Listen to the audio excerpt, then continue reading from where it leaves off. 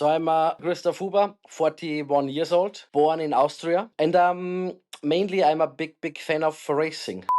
I got a phone call, and this phone call was from Walter Lechner Sr, famous racing driver in the 70s, 80s in Austria. He asked me, Huber, I would like to invite you for a job interview. I said, yes, no problem, I will come. And he said, now. Many people said to me, you cannot do anything wrong because you learn from the best. You worked 6 years with Walter Lechner Sr, who sadly passed away 4 years ago, which is very sad, because he really was my mentor, my friend, sometimes my father. We shared an apartment in Bahrain. My enemy. I hated him often. I loved him. We laughed together. We cried together. We fighted each other when I had my own team, and I drove against him. But after the season, and I lost it, and he won it because he was more wise and more clever than I, and he had more money as well. We had a beer together, and we shook hands, and we were friends again. And I remember also some days before he passed away, he sent me a really touching message, which he maybe more or less said goodbye to me, and was thanking me also for what we had together and what we built it together. It was really nice. After a couple of weeks, I recognized by myself that the end is very near, and I have to do something. And I remember I went here in the company and I said, guys, I need help. I need help now. 4 days later, I found myself in a clinic.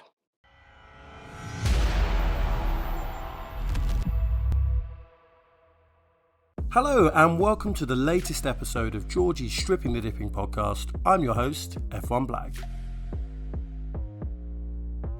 Have you ever been in a conversation and you've just stopped and thought, I'm talking to an extraordinary human being? Well, this week's episode was certainly one of those situations for me. I spoke to Christoph Huber on the eve of the final round of the Porsche Carrera Cup for Germany, where his team and his lead driver were poised to clinch both championships. Whether you're someone that loves Formula One, sports car racing, someone that aspires to run a team in motorsport, this is not an episode you're going to want to miss. So without further ado, Christoph, the floor is yours.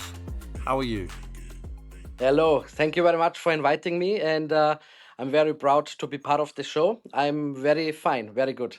Oh, lovely to hear. And the first thing we ask our guests to do is introduce themselves to our listeners. So if you were meeting someone for the first time, how would you introduce Christoph Huber? So I'm Christoph Huber, 41 years old, born in Austria, and having a, let's say, top 5 in the world Carrera Cup Germany or Porsche Super Cup team. So we having a team here in Bavaria. I'm the CEO of the team. I'm the founder of the team, and the team also having my name in it. Let's put it that way. And mainly, I'm a big fan of racing. You could tell the passion for motorsport. So can you take us back? Like, what's your first memory of motorsport as a child? Yeah, I remember very well. It was 1994, and there was a magazine called Autobild. It's a very famous German magazine. And there was a small booklet in this bigger edition with all the Formula One drivers in there of the season 1994. And this was more or less my first touching point with motor racing. And from that moment on, I was watching the first race, which was 1994, the Grand Prix of Brazil, Aida, the second one, and the third, the very fatal Grand Prix in Imola 1994. It's interesting. That was my first year watching motorsport as well. I think really? it was I guess it's the shockwave of what happened with Senna. Exactly. Really caught people's eye. So did you have any motorsport idols? Is that a silly question for me to ask? You know, was it Gerhard Berger? Was it someone else? Who was it when you were a child? To be honest, as I was born in Austria, for me, of course, we had 3 Austrian drivers in 1994. This was, first of all, Gerhard Berger, Ferrari driver. Of course, this is very impressive. As a kid, seeing an Austrian guy in a red car is quite cool. Then we had Karl Wendlinger. And then we had we had Roland Ratzenberger. And of course, starting the season as a young fan with 3 Austrian drivers, and only, let's say, after the first race in Monaco, only having one left in the season, was quite difficult to understand as a kid, because we lost Roland Ratzenberger on the 30th of April in Imola in the qualifying. Next day we lost the biggest hero of racing ever, let's put it that way, which I did not understand at the time, that he was that big, and then in Monaco, we had this fatal accident of Karl Wendlinger, where he felt in a coma for, I think 14 days, 3 weeks maybe. And of course, in the Austrian TV, Austrian newspapers, this was a big thing, because first we lost Roland Ratzenberger. He passed, or he was killed in a fatal accident, and then Wendlinger, and this was, of course, it was very impressive, the racing side, but it was also very strange and very difficult to understand as a kid from the human side. I completely hadn't thought about the impact on, Austrian Yeah. motorsport fans, not just what happened with Roland Ratzenberger, but of course Karl Wendlinger. And from what I remember, he had a very promising career until the crash, and then he came back for Sauber, but was never quite the same again. Yeah. No, was never the same again. And coming back to your question, yes, I would say Gerhard Berger was an idol, was a big idol. And of course, as an Austrian, and also with people telling you, and you see him in TV and seeing him also as a commentator, Niki Lauda was always an idol in my first period of time. Later, of course, the idol thing have changed, because then I was more fan, more experienced, had a bigger knowledge of motor racing, reading books, visiting races, whatever. And then it changed a little bit. Then I was more a fan, or let's put it that way, the idol was more team owners, or people working in the industry, not drivers anymore. I was going to ask you the question of, you obviously, when you're a child, I don't know, I wanted to be a racing driver. Now, clearly that didn't happen to me. You're in motorsport. When did it become apparent to you that you wanted to be a team owner? And did you try driving before that? Let's put it that way. So as I said, 11 was the first year starting to watch Formula One races, then becoming a big fan of racing. And then the next step in my motorsport career was I started collecting autographs. So I started to, and this was, there was no internet and no email and whatever in 1994. I did not have an email address, and I had no World Wide Web in this time. So I started to go to the post, in the Austrian post station or mail station, and I bought telephone books. In this time, you had no, you could not search for a telephone number online, so you had to buy a big, fat telephone book. And I remember I bought one from Austria, and not the Austrian one was for free, but I bought one from Monaco, for example, and then I started searching for people. And funny thing was, I found family Wendlinger in this telephone book. I found family Ratzenberger in this book. I found family Berger in this book. I found even of Niki Lauda's airline in this book. So I start calling people if they could send me autographs. So I had a telephone conversation with Gerhard Berger's father. I had a telephone conversation with Wendlinger's mother. And then the Monaco book. Monaco book, there was a name in it. He was called Keke Rosberg.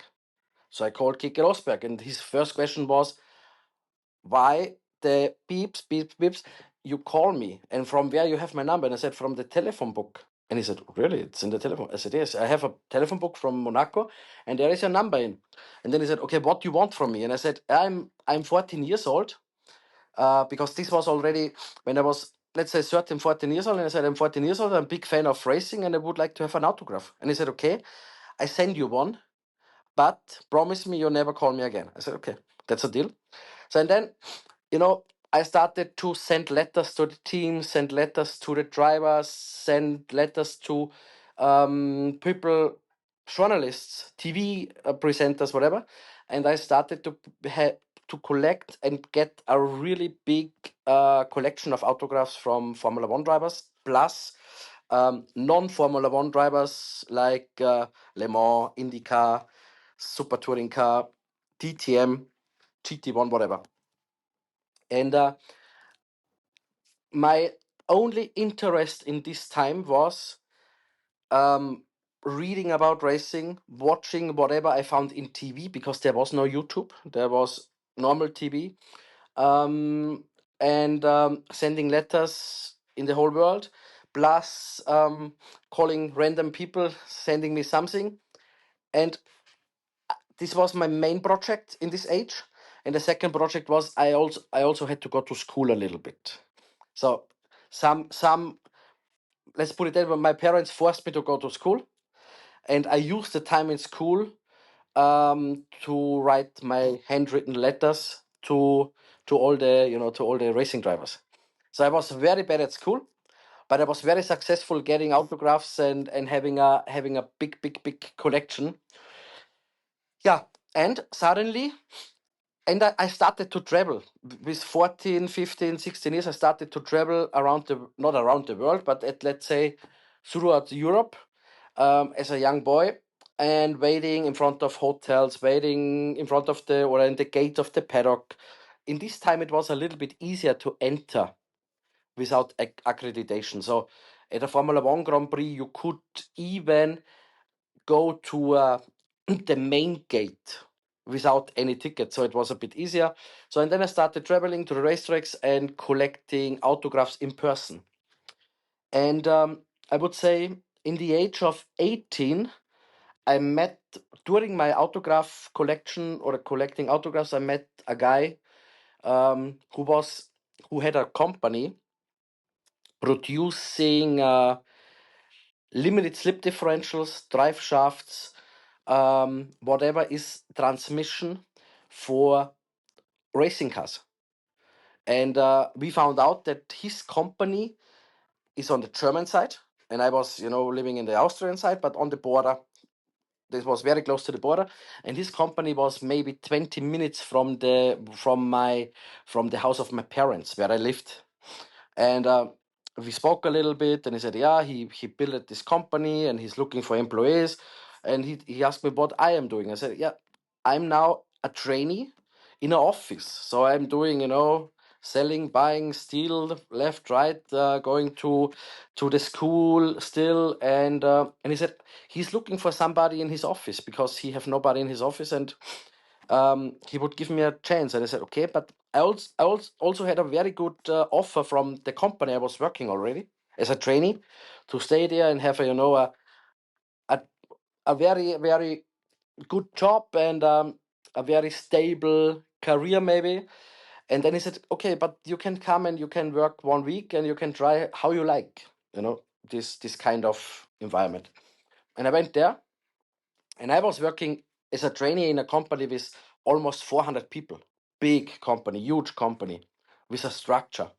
And then I went there, and I was the fourth guy working this company in this week. So there was the boss, the brother of the boss, and somebody who was standing on a drilling milling machine doing something.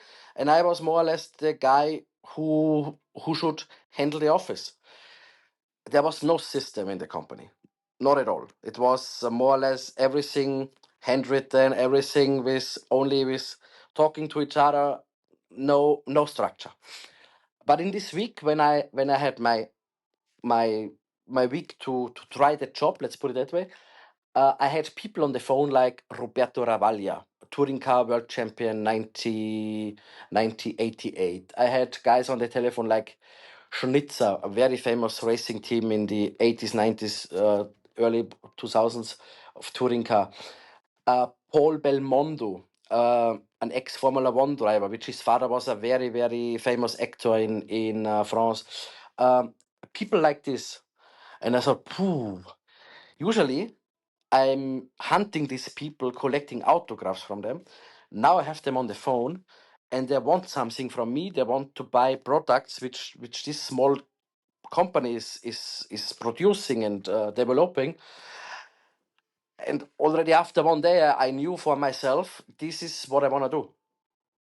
And yeah, this was more or less my my first job in racing or in the motorsport industry. I'm blown away that from 14, 15, you were sort of getting on a train or plane or bus or whatever and getting around Europe. And yeah, I have from what you're saying, a kind of nostalgic image in my head about Formula One being a little bit more accessible in that period. Do you, before, because we have to do your autograph collection justice before we move forward in your life. What's your favorite autograph that you've got in your or had in your collection? There are two different two different things.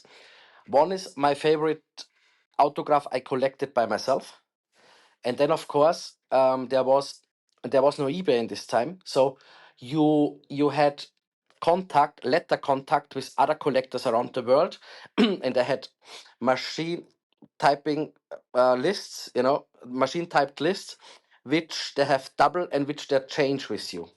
So now you have the same thing with Pokemon cards, and they're exchanging left and right, and we did that with autographs. So and I would say my favorite, if I think back now, I think my most favorite autograph I collected by myself is now Michael Schumacher, because I think this is something, unfortunately, nobody of us will again.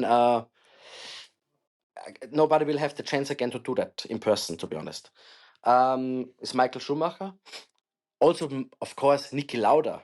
I remember when I stand in front of Niki Lauda with the red cap, and I was a small boy, and it was amazing to collect the autograph from Niki Lauda. And then I think out by one of my favorite autographs I exchanged with someone was for sure, or is for sure, Ayrton Senna, um, Juan Manuel Fangio, um, Florian Gonzalez, who won Silverstone in '51, but also guys like Joe Gardner, an Austrian racing driver who was killed in the '70s, Helmut Koenig, another guy who was killed in the '70s, only did 3 Grand Prix or 2 Grand Prix for '30s. So there are a couple of my favorites, but for sure Senna, Schumacher, Lauda, the big names.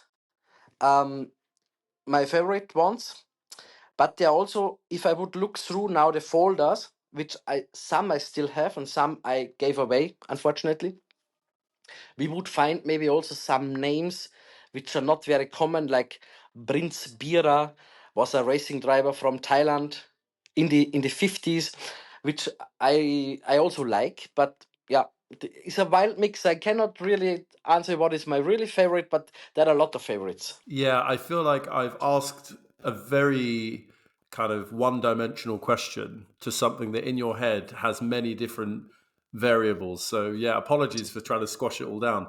What I'm Okay. hearing from you is like a motorsport fanatic, a motorsport historian. All these, this driver did 3 races and so on. So I'm going to ask you, I'm going to go off script and ask you a question, and you don't, if you don't give a straight answer, that's okay. But in your opinion, knowing what you know about motorsport, who would you class as the greatest of all time? Very funny, very funny, because I was listening a podcast yesterday of a Swiss journalist, and this Swiss journalist, he did over 650 Grand Prix, and he was asked yesterday the same question, exactly the same question, and his answer was, and I fully agree. If you have, like a glass or a bottle, and you put 10 names of the biggest race or the most successful drivers in it, and he would take one out, maybe this is the one. But I think we have 10 or 15 greatest racing drivers all time. But if you really force me to tell you one, I would say Juan Manuel Fangio. Because, Wow. and I have also an explanation, because I think this time was, you could risk your life, but this counts for every racing driver in the 50s and 60s and 70s.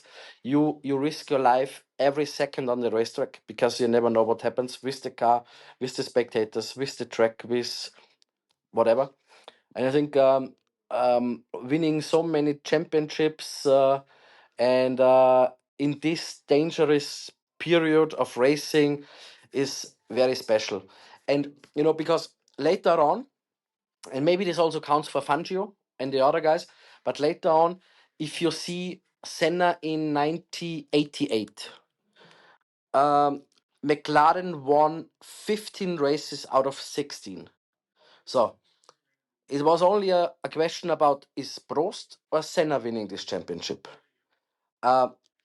If you compare it with this year, I think the guy who is winning the championship this year, and unluckily McLaren had not the best start into the season, then I would say maybe winning the 2024 season is more valuable than winning the 1988 season.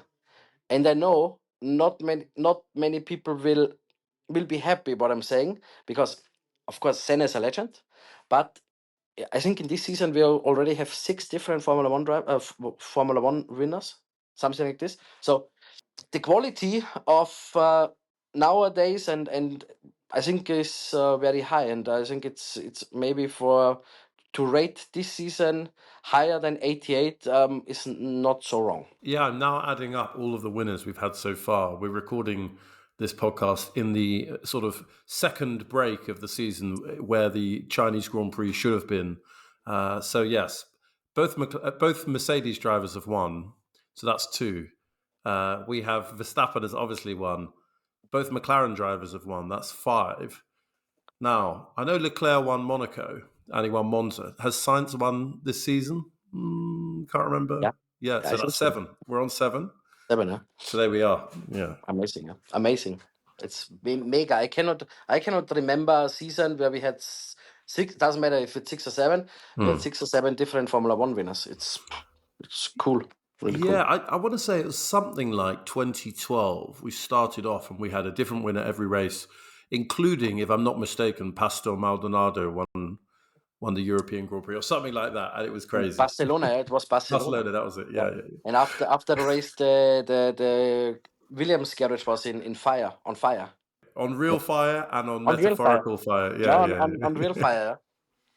Wow. Okay. See, you know all the statistics. Well, that's fascinating. So, right, let's go back. So you got this. You networked your way into an opportunity 20 miles from your parents. Sorry, 20 minutes from your parents' home, across the border in Germany. It's a manufacturing company. It's producing components, I suppose, for motorsport. Exactly. So you're still young, and so like, when did you become a team owner, and what was the journey from where we left your story to then? So then, as I said, I started to work for this company. The name is Drexler Automotive. In this time, it was Drexler Motorsport, but then they changed the name a little bit. In the UK, you have Uland and Xtrac. So this is more or less the same field where they're working. So this was the competition. Uland and Xtrac was the competition. Let's put it that way. And Drexler, I started. So we had 4 people working in this company, and this was 2002. And in 2010, I decided from one day to the other, I quit. On this moment, we had 120 employees. And as I was the first guy in the office, I was more or less growing with the company. I was not good in any specific things, but I knew from everything a little bit.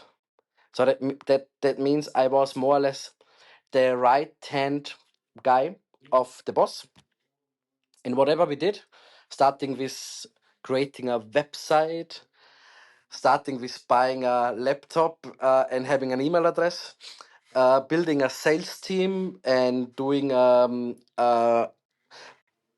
certification. I hope it's the right word for being a supplier for the automotive industry. Driving a forklift, doing building limited slip differentials because we had maybe some people missing in the out in the workshop, whatever. So I did everything basically.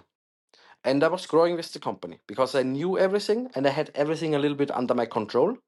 And it was very, very strange and not easy for me to give work to another people. So I was trying to do everything by myself, which was working until a certain size of the company, and it was growing and growing, growing, and then I could not control it anymore. And then I was not in control of everything, and then I was not happy anymore. And so I decided after, let's say, 8 years, from 2002, 2010, I decided from one day to the other, I quit. I'm not happy anymore. I want to see something else. I'm not that I was not treated well, I was or not paid well, but I felt for myself this journey is over. And I was and I and I was basically every weekend also on the racetrack. It was never my duty to go on the racetrack because in this time, luckily, these products were sold by themselves.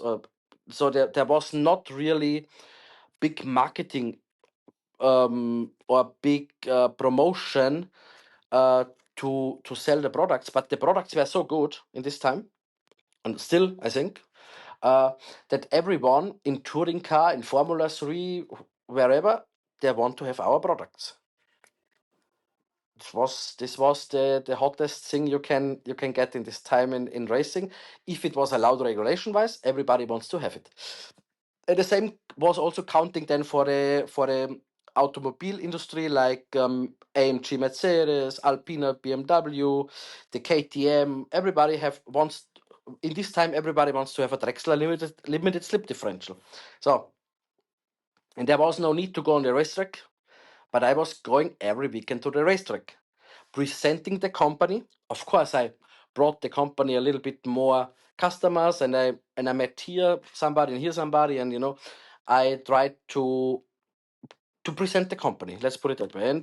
But it was up to me if I go or not. But I was always driven about racing and motorsport, and earlier I went always collecting autographs, and now I'm there to trying to sell products and meeting new and exciting people. Let's put it that way.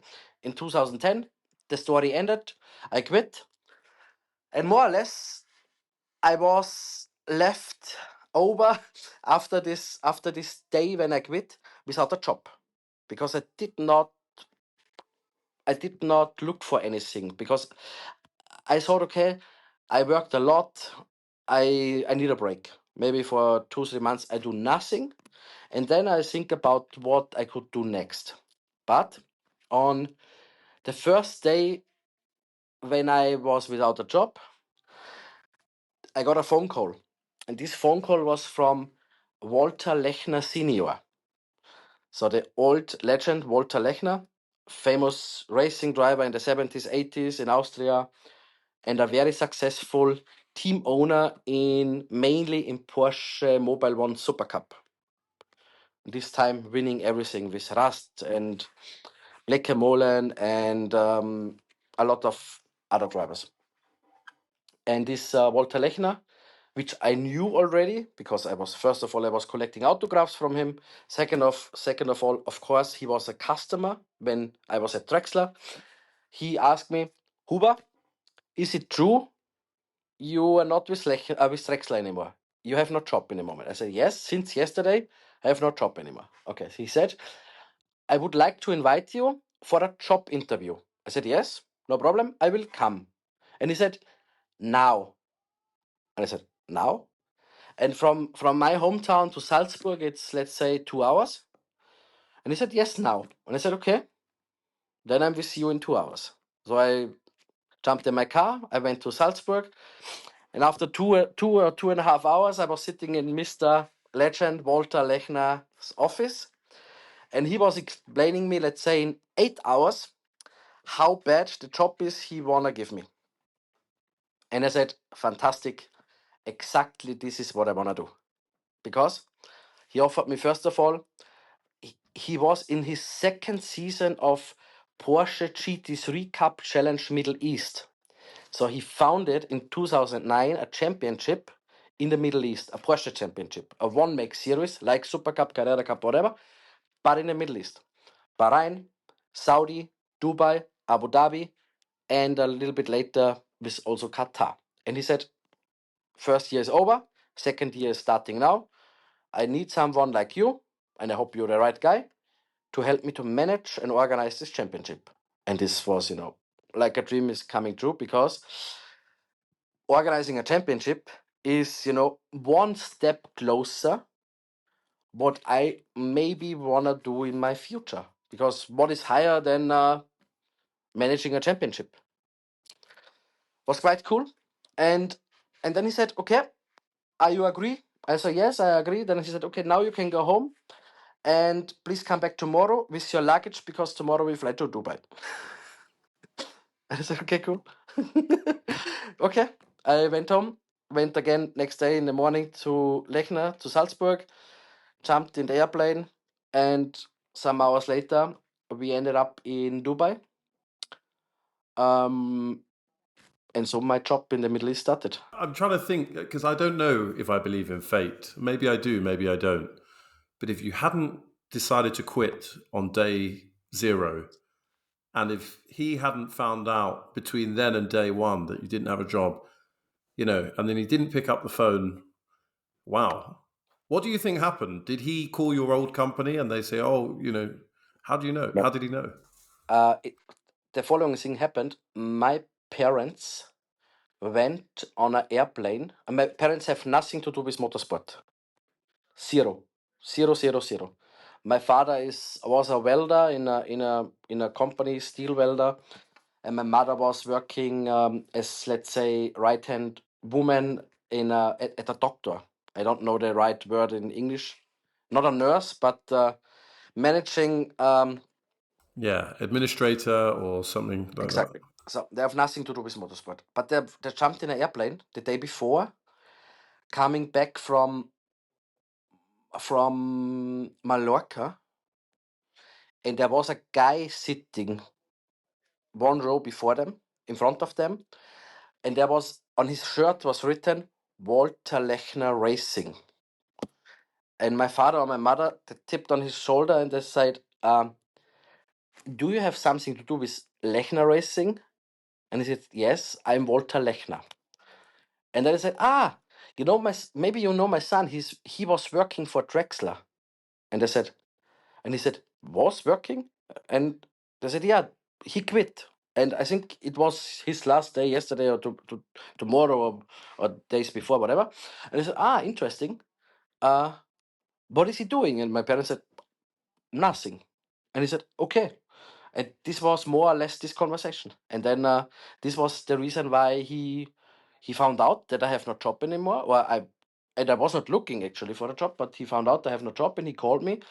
And yeah, it was also a lot of luck in it, to be honest. Possibly. I mean, there's luck, but then there's also, so there's a saying, and I always get it wrong, but luck is when preparation meets opportunity.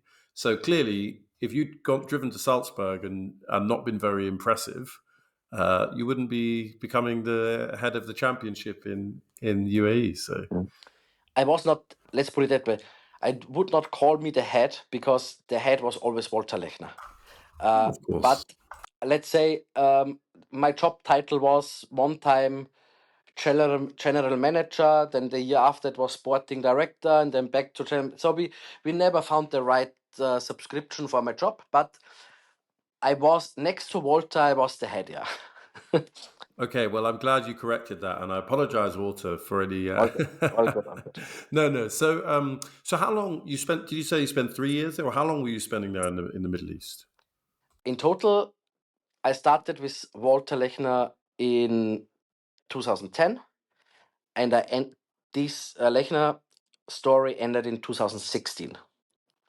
So that means these 6 years, I spent 6 years in the winter from, let's say, October till April in the Middle East. And after the first Middle East season, which was very impressive for me, because we started our season in the Middle East at the Formula One Grand Prix in Abu Dhabi. So now I was already a part of the Formula One paddock. And being, somebody in the organization of the GT3 Cup Challenge Middle East, at the support series for Formula One, I had my first Formula One paddock pass, which was a dream is coming true for a Formula One fan, was mega. And of course, but I had to focus more on my job. I tried to stay some minutes in the F1 paddock. I was very shy, not doing anything wrong, But yes, after that first season in the Middle East, in April, the season in Middle East was over because then it's getting too hot. Then the European season is starting.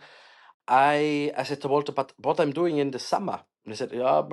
And I said, I would like to do, can I be your Porsche Super Cup team manager?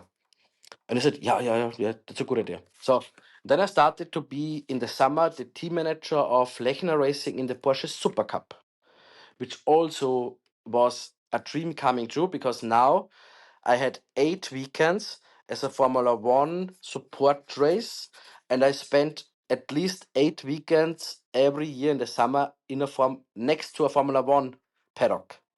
Super cool, super nice, super exciting.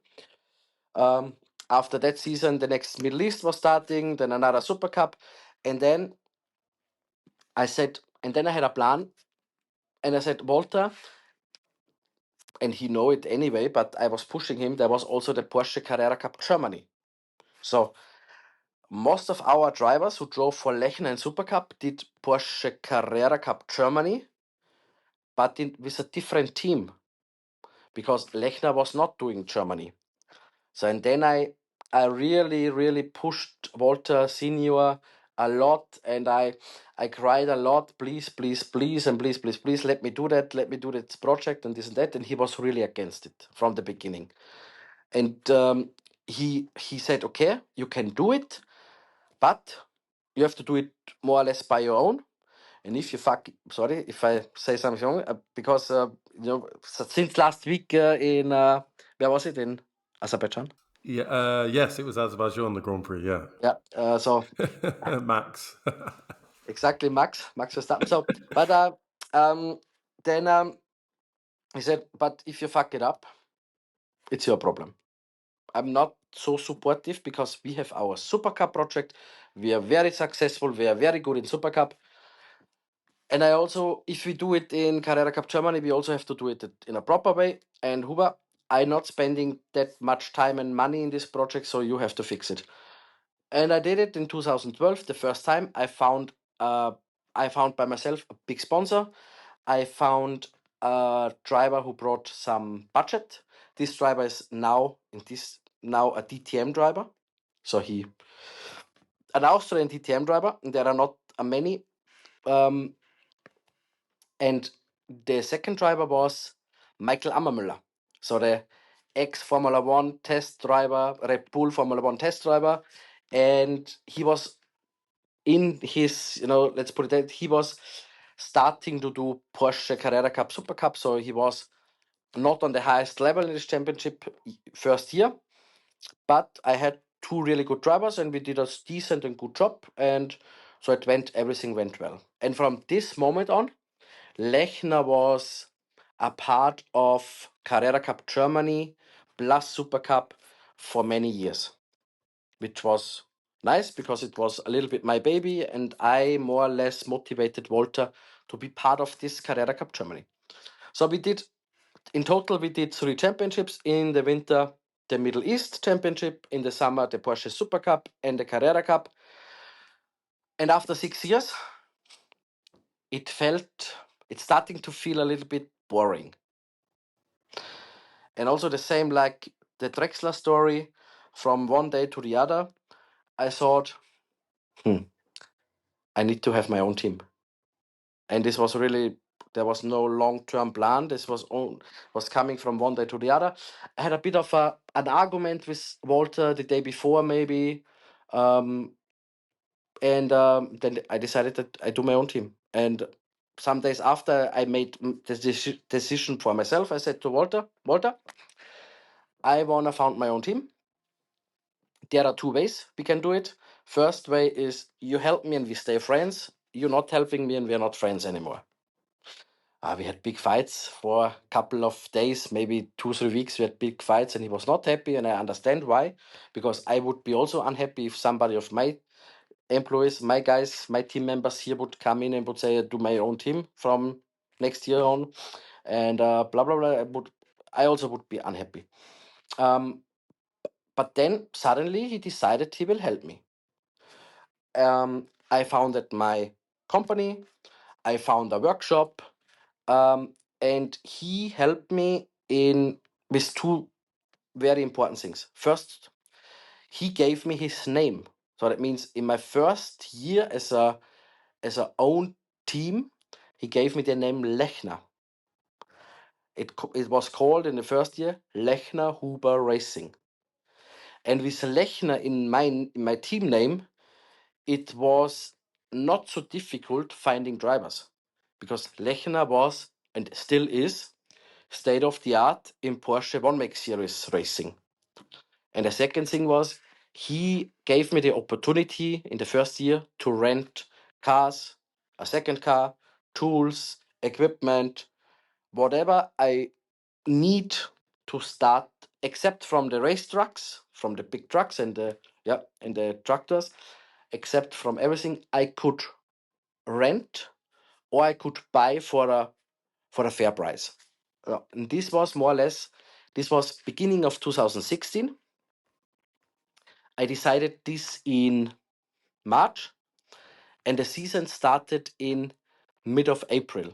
So I had 6 weeks from zero to season opening race in Oschersleben to build my own team with workshop trucks, with foiling cars, finding drivers, finding mechanics, founding a company, insurance, everything, team clothes, teamwear, basically everything. It's interesting because you've described two stories. So your first one with Drexler, where you grew as employee number 4, the company grew 30 times its size. And then obviously you went from, we'll do the Middle East series, and you then ended up doing 3 series with Lechner. And you've kind of, through this story, continued to grow.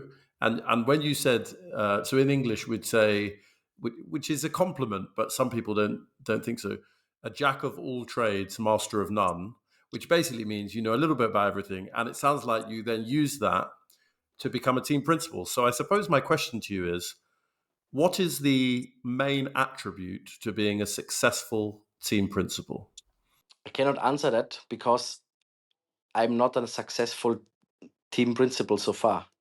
Whenever I'm successful enough, I will tell you what it is. But I failed many times and I'm still failing every year to not do it 100% right. So we are far away to be that successful as I wish or dream. But of course, and many people told me, and maybe it's not directly answering your question, but many people said to me,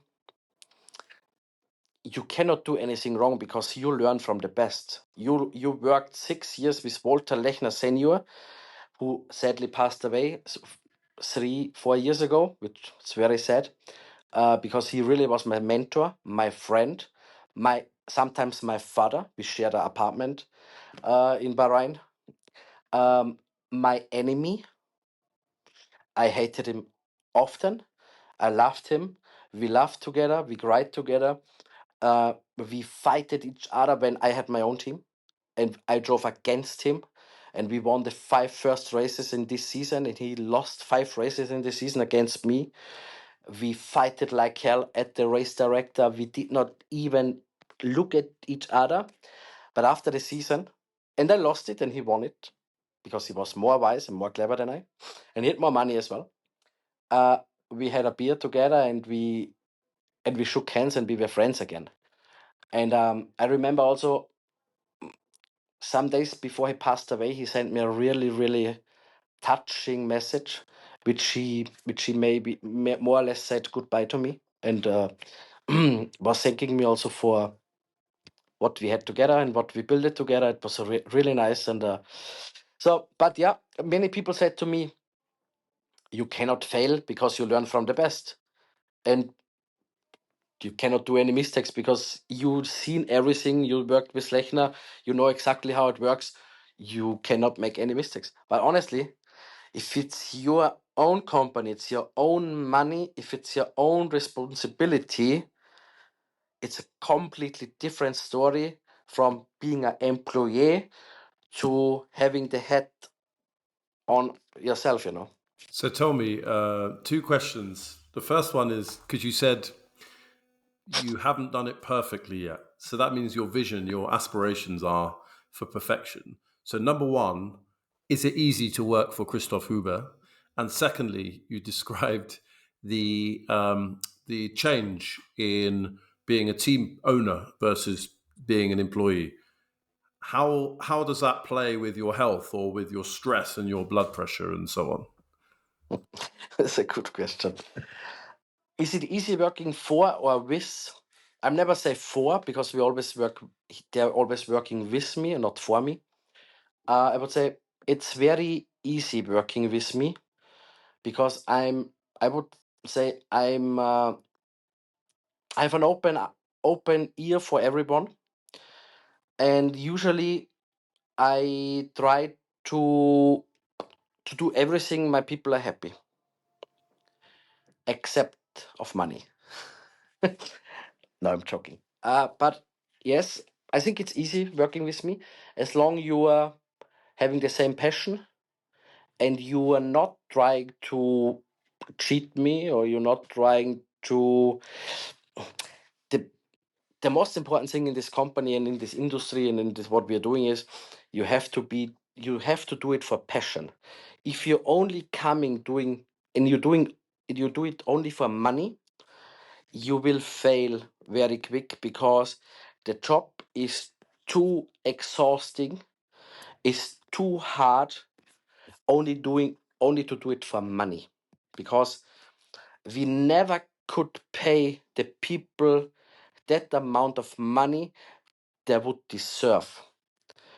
We having weekend after weekend, weekend after weekend testing, the race weekend testing, race weekend, and some of the boys, including me, and some of the girls as well, because we have girls and boys in the team, that do not see their home or their own bed for maybe 5 weeks in a row, or maybe only for a Tuesday and another Thursday and another Wednesday. They see their own bed, but it's very exhausting. And I think the people respecting me, the people like to work with me because they also know that I am not doing it only for the money. I'm doing it for the passion. I'm doing it for the success. I'm doing it for the vision.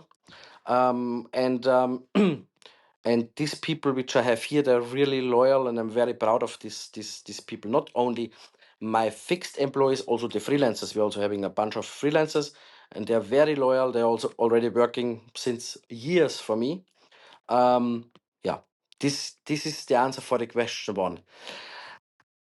Question two is a very, very good question, and yes, and I don't know how you're involved in my story of last year, but I don't know if you know, but I struggled a lot health wise, and I would say it was I don't know if this description or word is right, but it was something like other people describe as a burnout. But I made a big mistake. I tried to fix this burnout with supplements which you should not use. And these supplements not helping at all. In the beginning, yes, but on the long term, these supplements are not helping at all. And after a couple of weeks, months, where I was already not my own anymore and was already not focused anymore and was struggling a lot mental health wise, I luckily I did not listen to anyone because nobody could tell me what to do and what would be the right way, because I knew it better than everybody, because I'm the boss and I have to know it better than everybody. That was, of course, not right.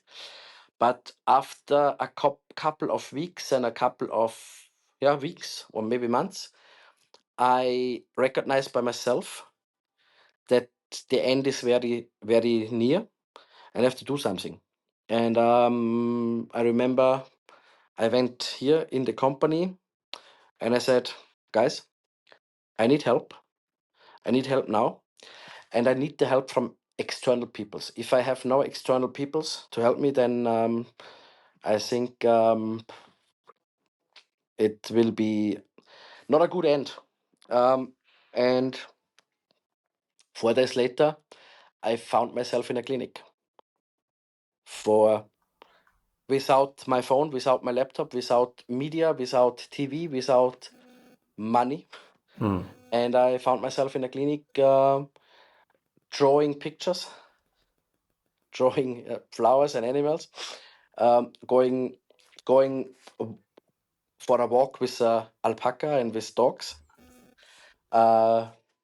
cooking, washing, speaking with other people with the same problem as I had, and trying to recover and understand and hear into myself and into my body and into my mind what I did wrong and how I hopefully can fix and do it better in the future. Well, thank you for sharing your experience. And I expect there are lots of people out there going through the same in a modern world where we're under more pressure, more stimulation, more burden on us. So, well, congratulations for seeking help and for being with us today. It's great to be able to talk to you. Thank you. Yeah. So if it's not too painful a transition, and we're very welcome to come back to that subject, I look at the Porsche Carrera Cup Germany standings in 2024. I see there's one race left. But am I right in thinking you have already won the Drivers' Championship? Or is that a different team that has Huber in the name? You tell me. So yes, you're right. We are in the standings for now. We are first. There is this team called Proton Huber Competition, which is basically Huber Racing. But as I explained you, I had my struggles, and I went in the clinic, and when I came back in my company, I found out how many mistakes I did, and how bad the situation is here in this team, uh, financially. Also, because in these not stable conditions, I made also many wrong moves and wrong decisions, which cost more money than it made. And so the only way to survive, not the only, but is much easier, a bit easier, was finding a partner.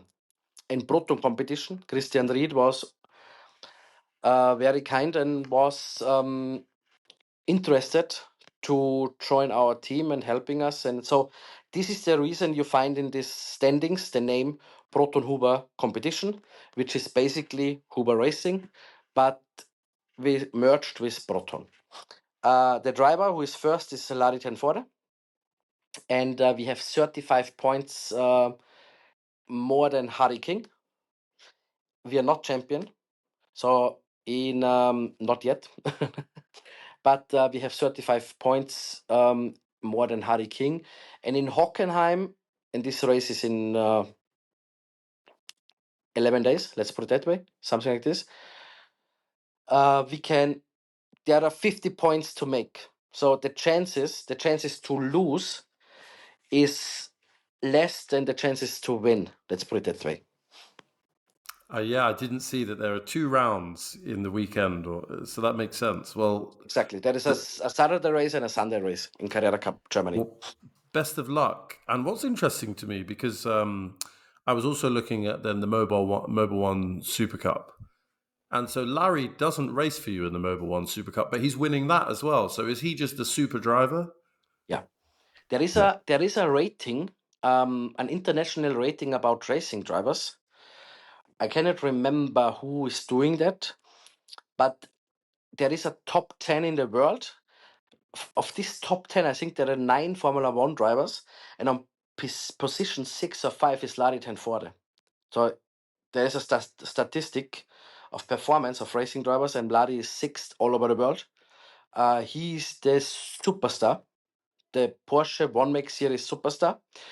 He drove with us already in 2019, 2020. So we won our first Carrera Cup championship in 2020 with Larry Tenforde. Then he left our team. And since that year, he's back with us in Porsche Carrera Cup Germany. We were a little bit, or I was a little bit too late to finalize a deal with him for Super Cup. But honestly, you cannot win everything, and he chose also a very good team, a right team, and they did a very good job, and maybe a better job than we this year in Super Cup. So, but yes, Larry is for sure one of the best racing drivers in the world, I would say. Yeah, he's with the Schumacher team. Is that linked to the family, or is it not at all? Not, No. no, not at all. It is the name is from Com Ledoga, which is Okay. also a very famous GT driver, and Schumacher is a sponsor. I think it's a car dealership in France. That's so random, but also it works extremely well. Exactly, yeah, exactly. To hear that Larry is in the top 10, or a ranking for top 10, and the others are Formula One drivers, it doesn't surprise me, but it may surprise Yeah, others. So will you try and sign him for next year, or you don't want to reveal that yet on the show? I want to mention a small detail. Please. We are not only first in the driver championship, we are also first in the team championship, I saw, yeah. which is, of course, let's put it that way. Larry is the dominator of the last couple of seasons. And don't get me wrong, but winning a driver title with Larry is very nice. But for me, the team title is a little bit more important, because this shows not only the good results of Larry Tenford, it also shows the results of the whole team. And what makes us a little bit outstanding, and I'm more proud of this, we have 5 drivers in the German Carrera Cup in our team, and 3 of them won a race. Alexander Tauscher, first race win. Last weekend, Flint Schuring, first race win. And Larry Tenforde, of course, is the Verstappen. He's the Verstappen of Carrera Cup and Super Cup. He's winning a lot of races. But having 2 youngsters, like, let's put it that way, Colapinto and Behrman have won a race in my team. Um, this makes me, of course, very proud. And now I forgot your question. No, there was no question, and it's great to hear. I was seeing the standings there, and so in second place is it Uniserva by Team GP Elite. So they're what 40 something points behind. So you have a good chance, but we cross our Good chance, fingers for but you at Hockenheim. Yeah. still very close, because I lost in 2016 in my first year Mm. when I founded my team. I lost exactly at the same place, the team championship in my first year. Mm. And I remember that I said once to Walter Lechner, once we fighted for the German title, German Carrera Cup title, and we lost the driver championship in Hockenheim last race weekend, but we won the team title. And I said to Walter, I give a fuck about this team title because we lost the driver championship. And Walter said to me, listen, Huber, it's very, very hard to win a team championship. Don't underestimate how difficult it is to win this championship for the team. Some years later, I lost it in 2016 in Hockenheim, and I was very sad. And I thought about what this wise man said to me. So no pressure and good luck with the final race of the season. Thank you very much. We've had almost an hour of your time, and it's been really great to hear from you. So, two final questions. The first one is, what next for Christoph Huber? So, do you have any sort of secret ambitions? Are you going to suddenly say, "What tomorrow? I'm going to quit, and then I'm going to do something"? I mean, obviously, you can't quit your own team, but what is your aspiration for the future? So, in the moment, this year, we're doing Carrera Cup Germany, Porsche Super Cup. We're doing the Swiss Sports Cup. We're doing the Michelin Le Mans Cup with the GT3R, so with the bigger car. We're doing Porsche Sprint Challenge Southern Europe, and we're doing the Carrera Cup Middle East. So there's 6, 7 different championships. Of course, I have goals which I would like to bring the team in. And this is in Porsche One Make series. We cannot go higher because the Porsche Super Cup is already the highest thing you can do with a Porsche Cup car in the environment of Formula One. So there is nothing to be more high. With the GT3R which we have, we can do Le Mans, we can do DTM, things like that. And of course, this is the way we would like to go. Something in endurance, for example. And if I would have the opportunity to quit my job, or maybe one of my shareholders is kicking me out one day, you never know. I I would see myself in a hopefully in a management position in a racing team, but not my own team. I would like to spend other people's money and causing them troubles either than my to cause myself troubles, or being a driver agency management to make a lot of money out of doing less work. For example, And and no risk. And then I will find you in the Monaco phone book and you will say, "Don't ever call me again." Exactly. Yeah. For example, yeah. Brilliant. Yeah. Final question. Do you have any sort of messages, anything you'd like to share with our listeners before we go? Yes, for sure. I don't know if my English is good enough to really do it in a proper way, but I think don't stop believing in yourself. And if you ever have a problem, don't be shy talking to people about it. And I think it's not a problem in this modern world, um, to go somewhere and ask someone for help, an external person. There's so many good and, yeah, specific persons who can help you with any problems you have. If you have a problem with your car, you go in a car workshop. If you have a problem with your heart, you go in a hospital. If you have a problem with your head, there is also someone who can help you. And I think in this fast world with social media, with WhatsApps every second, an email, many people are burned out, many people are exhausted, and I think stepping a little bit back, see everything a little bit more relaxed. And I know it's easy, it's sometimes easy, very easy to say, and not so easy to really do it then. But I think the health is more important than all the business and all the money in the world and all the success in the world as well. Thank you. That's an incredible note to end on. So, where can we follow you on social media? Is it Huber underscore Christoph underscore 83? Exactly. Perfect. Exactly. On Yeah. Instagram. 83 is not my age, but it's the year when I was born. Yeah. Well, one day it will be, hopefully, with luck, right? One day it will be, yeah. Yeah. Exactly. So we always ask our guests the final question, which may or may not be healthy, but it's on the subject of pizzas. Do you enjoy pizzas sometimes? You see, my belly. Unfortunately, yes, yeah. Okay, so it's a yes or no question. Pineapple on pizza, yes or no? Yes. Wow. What you felt very confident about that. Honestly, because I usually have, and I know the Italian guys will hate me now, but luckily don't have any Italian driver, not anymore, and not any Italian mechanic. But I sent one mechanic this weekend to Monza to the final round of Carrera Cup Italy, and he's the mechanic of the rally world champion. So the rally world champion, and I cannot say the name, Robampay, something like this.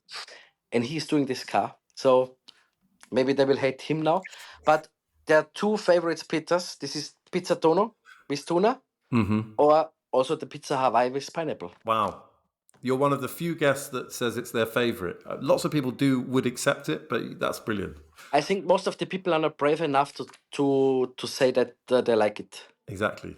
Well, it's been a very honest podcast. Thank you so much, Christoph. Guys, if you've got this far into the podcast, please give us a like, a 5-star review, and give us your comments. I'd really love to hear what you thought about Christoph's story, and tell us which other guests you'd like to have on. But until next time, I've been F1 Blag. Thanks so much, Christoph, for joining us. Good night. Thank you very much. It was a pleasure.